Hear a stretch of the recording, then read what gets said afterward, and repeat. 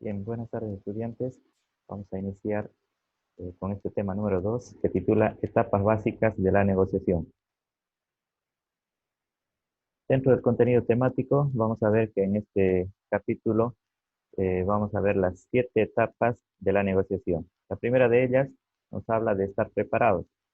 La etapa 2 habla de la maximización de las alternativas. La tercera etapa, la negociación con la persona adecuada.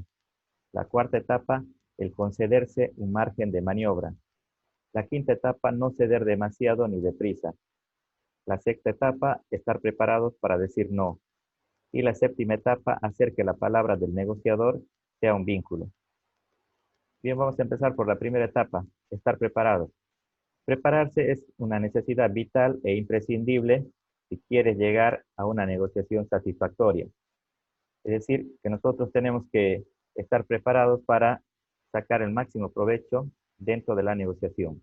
Y eso implica eh, hacer todas las tareas de revisión de información. Como lo dice Henry Ford, antes de nada, estar preparado es el secreto del éxito. Y también Miguel de Cervantes, que nos indica estar preparado es la mitad de la victoria. Para estar preparados tenemos que seguir ciertas fases de la preparación para la negociación. Como inciso A tenemos describir el problema. En la parte de describir el problema, se define lo que ha sucedido y quién está involucrado antes de la negociación. Es necesario tener convenientemente identificado la naturaleza y el tipo del problema. Entonces, de esto nos va a servir para nosotros saber en qué situación estamos dentro de la negociación y con quién estamos por negociar, ¿no? Identificar la forma y el tipo de negociación que se va a desarrollar. Luego tenemos que se debe recoger información. La información es una gran fuente de recursos y por tanto uno de los factores que contribuyen a situar al negociador en una posición favorable. Entonces, de esta manera nos indica de que mientras más información podamos tener de la negociación que vamos a realizar, ya sea de la otra parte y sobre todos los aspectos que incumben al tema u objeto de la negociación, esto vamos a poder utilizarlo de manera favorable para que podamos alcanzar nuestros objetivos de negociación. Pero para poder obtener esa información debemos realizarnos una serie de preguntas, ¿no? Entonces, y estas preguntas debemos realizarlo a la otra parte o analizarlo con la otra parte. Como por ejemplo, ¿qué puede pretender la parte contraria en la negociación? Nosotros tenemos que analizar eh, y poder identificar lo que quiere de la negociación la otra parte. También podemos preguntarnos quiénes son y a quién pueden representar los otros negociadores, ¿no? Otra pregunta es, ¿qué forma tienen de negociar? O sea, de los diferentes tipos de negociadores, las formas de negociación, también tenemos que saber identificar la forma de negociación que tiene la otra parte. Si hablamos de negociadores de otros países, saber cuál es la cultura de negociación que ellos tienen, cuáles son sus formas de negociar, ¿no es cierto? Eso nos va a servir entonces para tener cierto conocimiento y no ir de cero a la negociación. Otra pregunta es, ¿cuáles pueden ser sus límites máximos o mínimos? Esto es un poquito más complicado de identificarlos, pero puede ser entonces que a través de ciertas investigaciones podamos determinar cuáles son sus máximos y mínimos durante, para afrontar esta negociación. Entonces, esta recogida de información debe servir para adaptar la oferta que vamos a realizar, la oferta de la negociación. Esto va a estar adaptado a los intereses de la otra parte. Preparar la estrategia argumental, es decir, cómo vamos a establecer nuestros argumentos para poder negociar. Y prever con suficiente antelación las posibles objeciones. Esto nos va a permitir estar preparados ante cualquier objeción que pueda realizar a nuestra propuesta la otra parte. Entonces, de esta manera nos va a favorecer para poder alcanzar nuestros objetivos. Como inciso C, tenemos determinar los objetivos y los límites de la negociación. La determinación de los objetivos servirá como criterio de evaluación del acuerdo firmado. es decir, indicarán el éxito o fracaso que se consiga. Además, será el factor principal para elegir la estrategia conveniente. ¿Esto qué nos quiere decir? Que si nosotros establecemos o enumeramos cuáles son nuestros objetivos desde un inicio, entonces vamos a saber cuando finalicemos la negociación si hemos logrado alcanzar todos nuestros objetivos y vamos a poder evaluar qué tal nos fue en la negociación, ¿no es cierto? Entonces, eso es muy importante realizarlo y también para determinar cuáles son los límites de la negociación en momentos de que si es conveniente continuar con una negociación o directamente retirarnos y dejar la negociación. Así también nos permite este apartado poder establecer cuál es la posición más favorable que podemos tener dentro de la negociación. Es decir, eh, hasta dónde podemos alcanzar nuestros objetivos, cuál sería el máximo de logro dentro de la negociación. Conociendo ya nuestro listado de objetivos, vamos a ver si estamos alcanzando ya la posición más favorable o quizás aún no. Como punto 2, la posición intermedia viable, ¿no? Entonces, es este límite, es la parte media dentro de la negociación donde podríamos indicar de que todavía se puede continuar con la negociación porque todavía es conveniente. Y el límite o punto de ruptura está relacionado con, es el punto donde ya no es conveniente seguir negociando. Si se pasa de ese límite, es mejor dejar la negociación. En este cuadro podemos ver entonces cuáles son estos límites en la negociación. Podemos ver nuestra zona de objetivos, que es la que nos permite tener márgenes para cerrar el acuerdo. Estaríamos hablando que la zona de objetivos estaría entre el objetivo mínimo y el objetivo máximo dentro de la negociación. Y allí también tenemos nuestros límites de salida, que sería el objetivo máximo a conseguir y no debe ser situado cerca del objetivo real para poder realizar concesiones.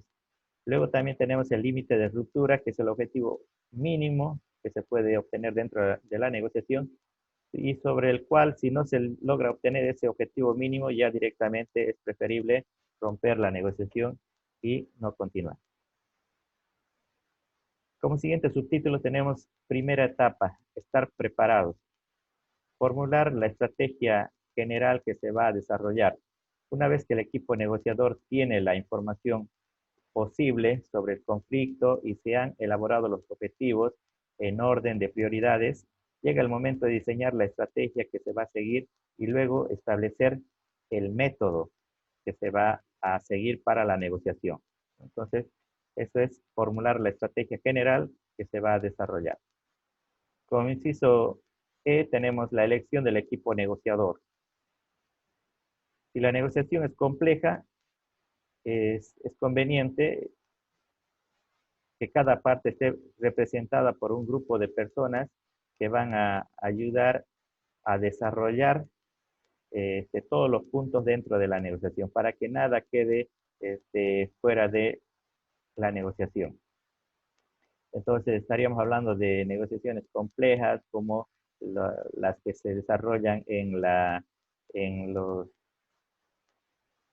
tribunales arbitrales, ¿no es cierto? Entonces, donde se requiere de que no sea una sola persona la que vaya a negociar, sino ya es un equipo que va a facilitar y va a apoyar al negociador. Entonces, en este tipo de negociaciones donde participan varios mínimamente, tendrían que tener tres tipos de negociadores. El portavoz, que es la persona que va a dar a regir dentro de la negociación, que va a tener la palabra, el que va a dar las opiniones.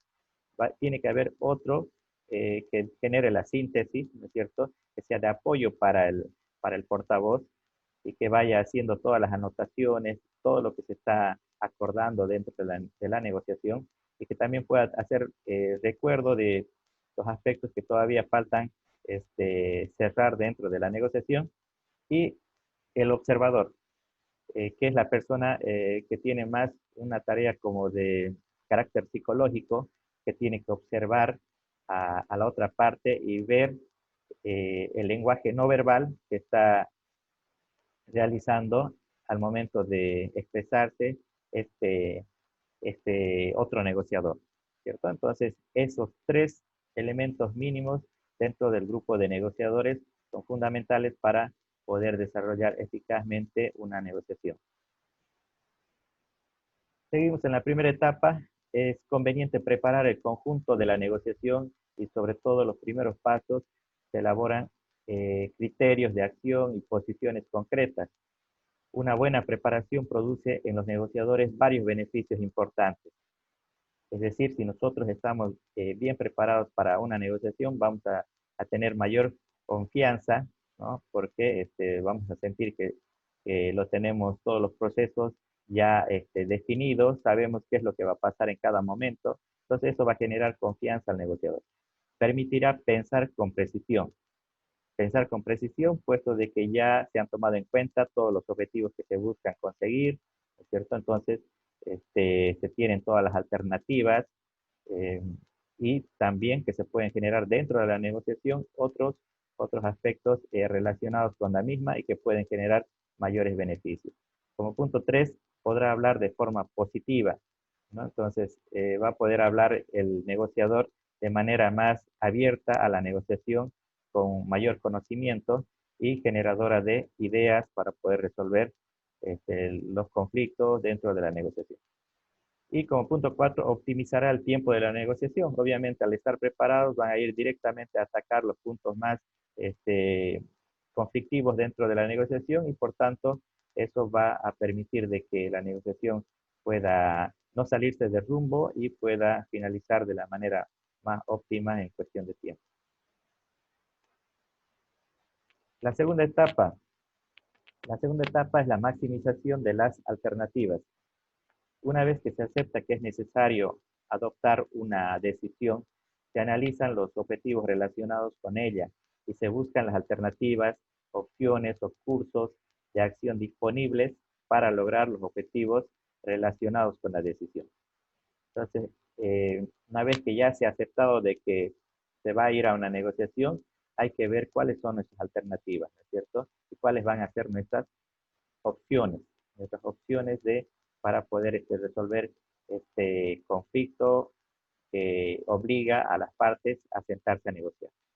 En principio, un principio básico de negociación es el de inventar opciones en mutuo beneficio y rechazar la idea de que el pastel tiene un tamaño fijo. Pueden ver en la imagen también esa idea, ¿no es cierto? Entonces, la idea de poder ver que el pastel nunca va a ser fijo nace del método de Harvard, de la negociación, en la cual indica que con el conocimiento de una de las partes solamente se establece de que el pastel es del tamaño más pequeño, pero ya compartiendo los conocimientos, generando ideas creativas, entre ambos pueden generar de que el pastel sea más grande, es decir, puedan generar unas ideas que permitan obtener beneficios mayores a ambas partes.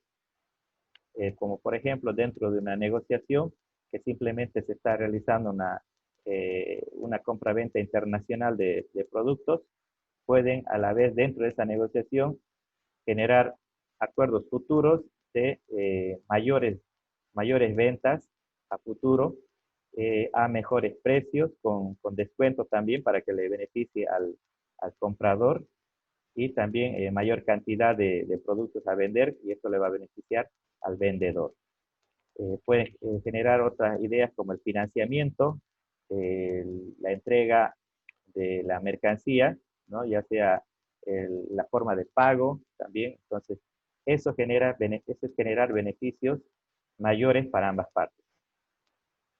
La actitud provechosa debe ser de apertura, flexibilidad, libertad y creatividad para generar opciones que permitan contar con una lista lo suficientemente amplia, ¿no es cierto? Entonces, dentro de los negociadores tiene que haber esa actitud que permita flexibilidad, libertad y creatividad al momento de generar alternativas y opciones que involucren mayores beneficios para ambas partes, ¿no?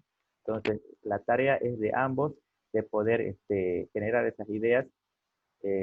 Lo más común es de que la otra parte genere ideas de beneficio para el contrario y que sea el trabajo mutuo. Entonces, ambos tienen que ver, ambas partes que negocian tienen que ver cómo generarle mayores beneficios a la otra parte.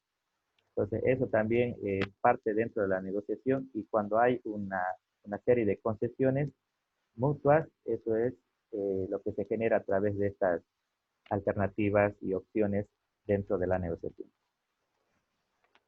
Continuando con esta etapa de maximización de alternativas, cuando nos ponemos a pensar acerca de cómo eh, un negociador puede satisfacer sus intereses, una pregunta vital es, ¿qué podría hacer el negociador en ausencia de un acuerdo negociado?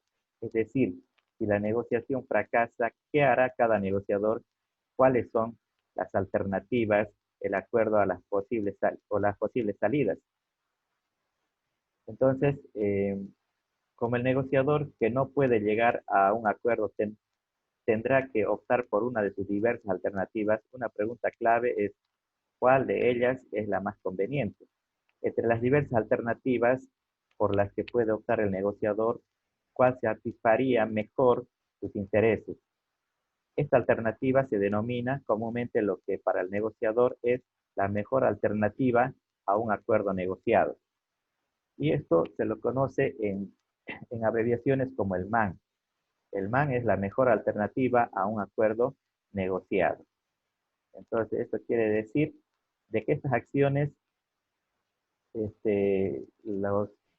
las prepara el negociador, pero las prepara fuera de la negociación. No nos olvidemos que estamos en la etapa de este, la preparación, o sea, antes de ir todavía a una negociación, ya tenemos que ir viendo cuáles van a ser nuestras alternativas si es que no se llega a cumplir la negociación, ¿no? Si, digamos, no vamos a negociar con esa persona de acuerdo a los objetivos que estamos teniendo dentro de la negociación, entonces, tener otras alternativas nos va a permitir ir con mayor ir con mayor seguridad a la negociación, con mayor fuerza para poder alcanzar nuestros objetivos. Entonces, vemos de que la flexibilidad, llamamos flexibilidad a la capacidad de imaginar y crear alternativas de cambiar de comportamiento y no a la capacidad de ceder en las propias necesidades, ¿no? Entonces, no tenemos que confundirnos con este término de flexibilidad. Flexibilidad no lo entendemos como ceder, sino como capacidad de imaginar, crear nuevas ideas que generen nuevos beneficios para las partes. Entonces, al momento de generar estas ideas, eh, son, es, toman el nombre de opciones. Y sabemos que los negociadores, las partes dentro de la negociación tienen intereses, ¿no es cierto? Estos intereses son los que nos motivan para la creación o imaginación de alternativas que las denominamos opciones, ¿sí? Opciones para poder ampliar esos beneficios para las partes. Pero estas opciones tienen que ser generadas o fundamentadas en base a criterios. Es de ahí que tenemos esta pirámide invertida que para generar las opciones tenemos que utilizar los intereses y fundamentarlos con criterios. Por supuesto que una importante razón para negociar es procurar un resultado que ofrezca más valor que nuestra mejor alternativa a un acuerdo negociado. Suficientemente más valor que, como para justificar la inversión de tiempo y esfuerzo de negociar. Las opciones son posibles acuerdos o pedazos de un posible acuerdo en torno al cual los negociadores podrían concordar. Entonces, ya tenemos aquí la definición de las opciones, son todas aquellas ideas para poder plantearlas dentro de la negociación y que puedan satisfacer ambas partes. Tercera etapa de la negociación es la negociación con la persona adecuada. Nos dice, nunca negocie con alguien que no tenga la autoridad para comprometerse. Si nos entrevistamos con un responsable intermedio o alguien que no pueda tomar decisiones, estaremos perdiendo el tiempo, ¿no? Entonces, eh, esto es importante saberlo para evitar pérdidas de tiempo, ir directamente a negociar con la persona adecuada nos va a permitir también mantener nuestros márgenes dentro de la negociación, mantener nuestros conocimientos para nosotros y plantearlos solamente en la negociación principal o con la persona adecuada a la cual tenemos con la cual tenemos que acordar recién un contrato, ¿no? Hacerlo, hacerlo con la persona inadecuada nos colocará en una situación de no ganar, puesto que la violación de esta regla es una de las razones por las que comprar un automóvil es tan difícil, ¿no? Normalmente el comprador potencial del auto no se le permite negociar con el gerente, quien tiene la autoridad para firmar el trato. Simplemente se lo realiza con un agente de ventas, ¿no? Entonces, y muchas veces para quedar en algo el agente indica, no, primero lo hablaré con el gerente, entonces ya se puede desligar un poco de elaborar algún compromiso con el otro cliente, ¿no? Entonces, esa es la situación que puede pasar cuando tratamos con la persona que no es la que tiene la autoridad de tomar decisiones, corremos el riesgo de darle información, puesto que en la negociación estamos constantemente otorgando información de ambos lados, ambas partes están otorgando información, pero si no es la que va a cerrar el acuerdo, es mejor no negociar con esa persona, puesto de que nos va a poner en desventaja, pues, puesto que nosotros vamos a generar más información para ella que la que nosotros recibamos. Bueno, hasta aquí esta primera etapa del tema.